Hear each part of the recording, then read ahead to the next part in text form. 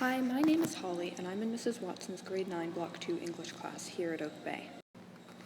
In my spare time, I love to swim, cook, and read, and sometimes even write, although never poetry. But over the past few weeks, we've been doing a unit on poetry, so I've had to give it a try.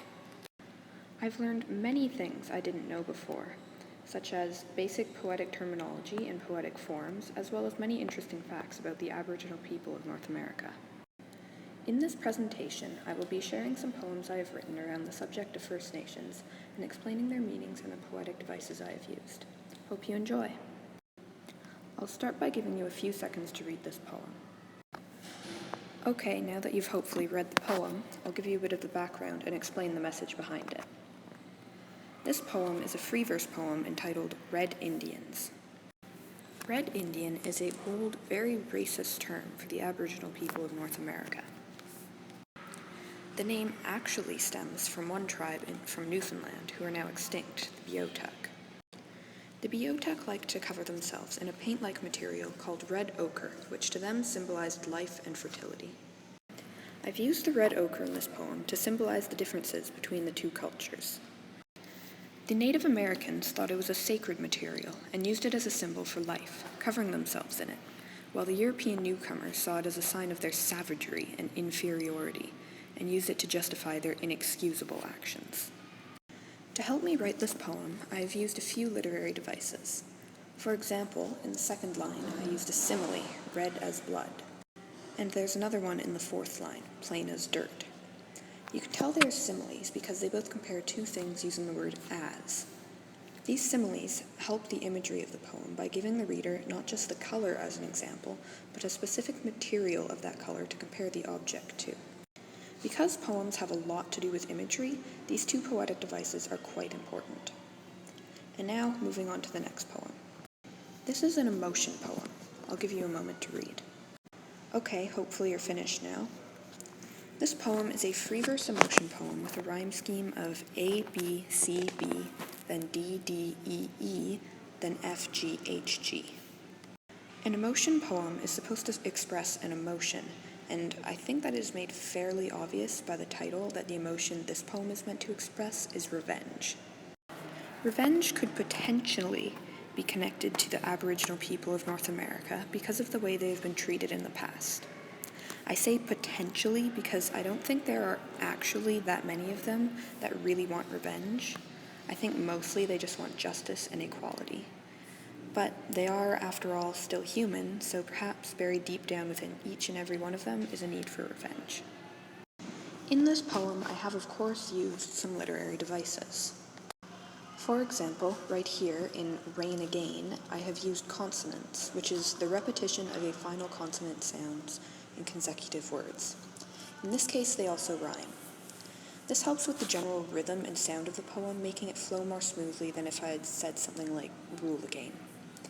I've also used end rhyme in this poem because I find that poems that rhyme, for me, flow better and are nicer to read. And now, moving on.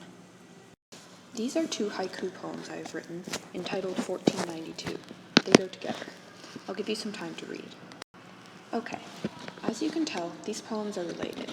If you put them together, they form a brief snapshot into the year 1492, when Columbus arrived in the Americas. The first haiku describes a European as he takes his first step off the boat and onto the new continent. It describes his differences, the color of his hair and his eyes. The second haiku shows his first encounter with the Aboriginals. The Europeans, although they were the ones walking onto someone else's home, believed that they were superior, and that the native people were savages. The line, "Then it all began," signifies that it was this moment from which all the horrendous acts of violence stemmed.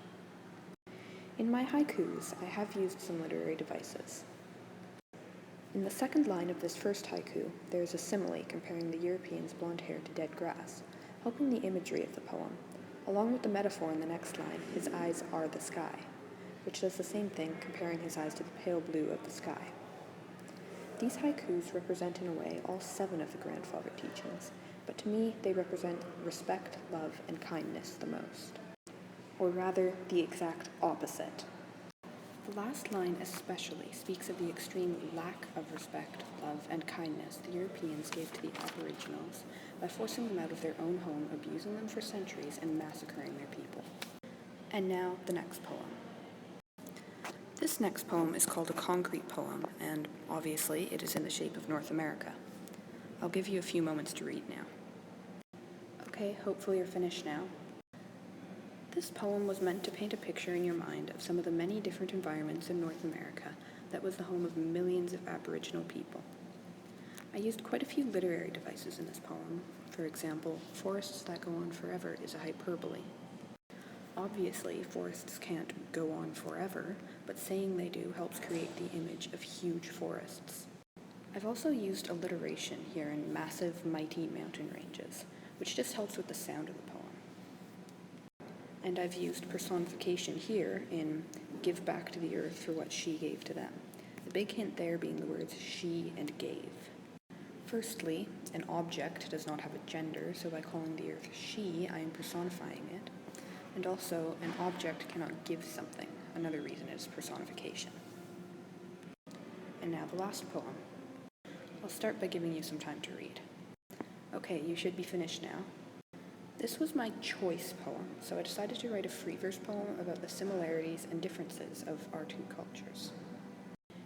You'll notice that the two verses are very similar and only certain words have been changed. The first verse depicts a young man out fishing with only a line and hook in his canoe, while the second describes an old fisherman out for a day of sport fishing, using his fancy rod and downrigger in his bayliner. However, there are similarities too. All the natural elements of the poem are the same. The lake, the waves, the wind. I guess the message is, if Mother Earth doesn't treat us any differently from each other, why should we? Both characters are simply waiting for a fish to bite. They have just as much in common as they have not. I have, of course, used some literary devices. Right here, in both verses, is a simile comparing the steady lapping of the waves against the shore to a heartbeat. I find this simile helps bring the poem, and especially the nature in the poem, to life. I have also used personification here and here. Wind cannot whisper. This specific personification also happens to be an onomatopoeia. Onomatopoeia is just sound, and a whisper is a sound. Both of these literary devices have much the same function as the earlier simile, to help bring the poem to life. Now that you've read all my poems, I would like to say thank you to all the people who have helped me and influenced me to get to this point. So, thank you to Mr. Mackenzie, Starla Anderson, Alex Nelson, and most of all, Mrs. Watson. And thank you for reading my poems. I hope you have enjoyed this presentation, and thanks for watching.